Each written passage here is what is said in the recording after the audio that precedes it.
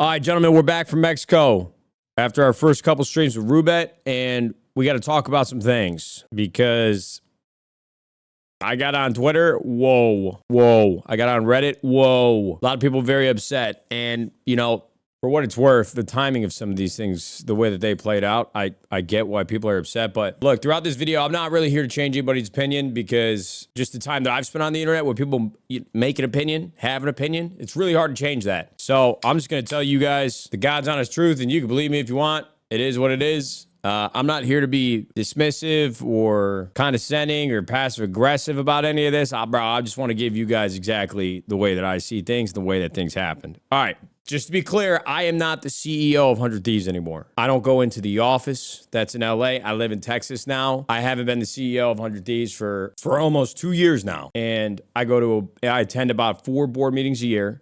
Our last board meeting was at the end of July. And that is the last communication besides asking about some off-season roster stuff that I've had with the executive team at 100 Thieves. Why I think that's important is because when I got to Mexico, which was on the 4th, the morning of the 4th, I got a text on the 5th, Friday morning, that they hope I'm enjoying Mexico and just wanted to provide me with an update that they were laying 12 people off that day. Last board meeting that I attended in July there was a conversation that we might have to lay off a few folks. Now, in no situation in the rounds of layoffs that we've had to do in the past when I was at the helm of 100 Thieves, I don't enjoy that. I take no pride in that. It is the worst thing that I've probably ever had been a part of in my career. All right. And when we've done those layoffs, I always say when I talk about it, I know that it's not bad for me. And I'm not complaining about my job and what I had to do to be involved in those layoffs.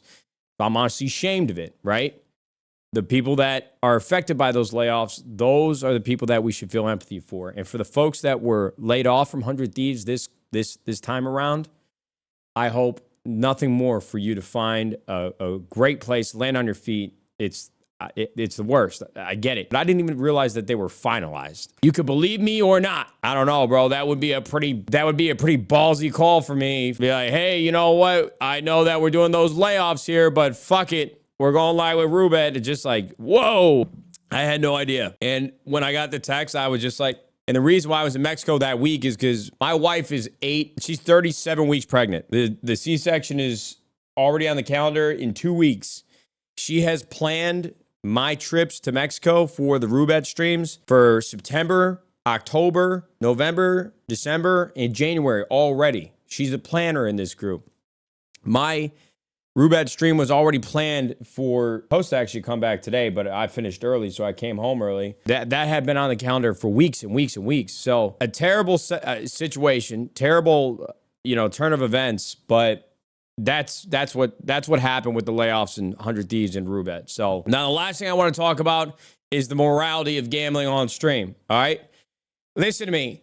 If I were fucking named Nick A30 and I'm doing Fortnite fashion shows or I'm hide and seeking in this YouTube video, and all of a sudden when they come find me, I'm hiding in a casino. I'm like, hey kids, now that you're here, let's gamble. I'm looking at my back end analytics on YouTube right now. 59% of my audience is 25 through 34 years old. 19% of my audience is 35 through 44 years old.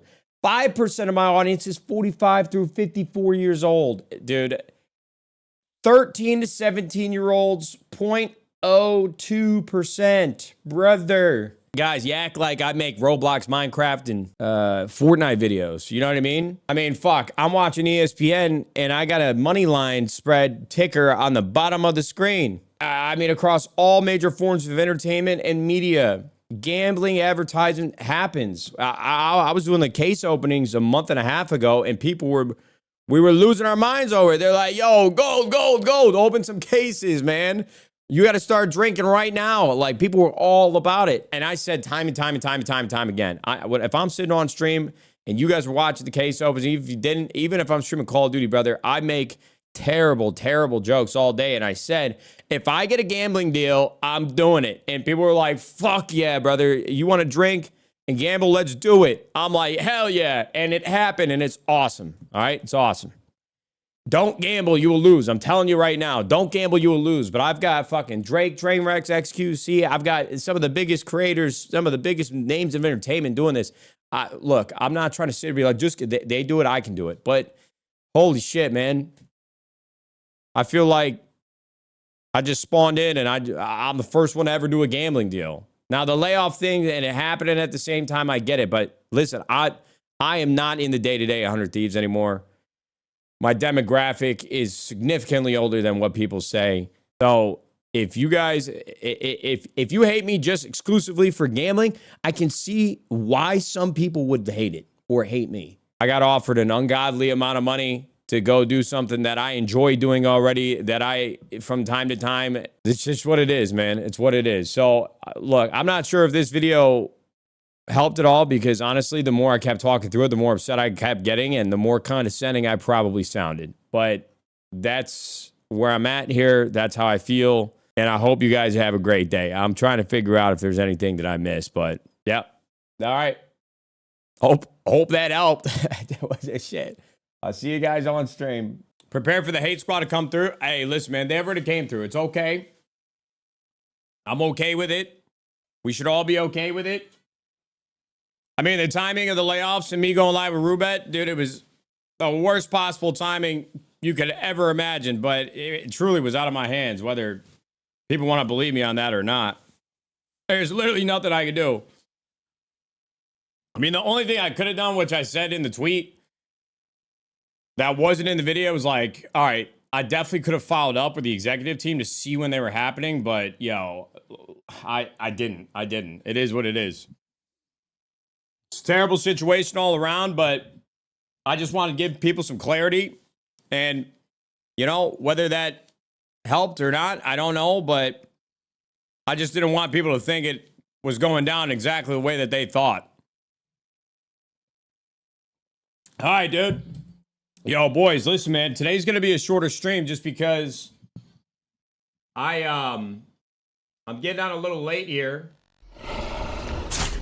We just got back. We just got back from Mexico. My wife is, we're going to be having this baby soon, so I'm going to play for a couple hours. Just see where the dope is at. I wanted to come and check out this new bundle. And I'm probably going to be playing one of my last rounds of golf for a couple weeks. I haven't played in like 2.5, 3 weeks.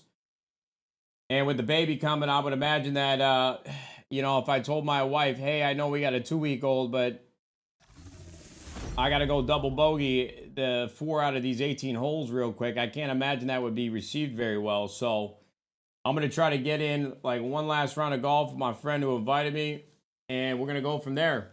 But I got to sit, bro. I already bought the bundle. I already bought this damn thing before I went live, and I got to check it out.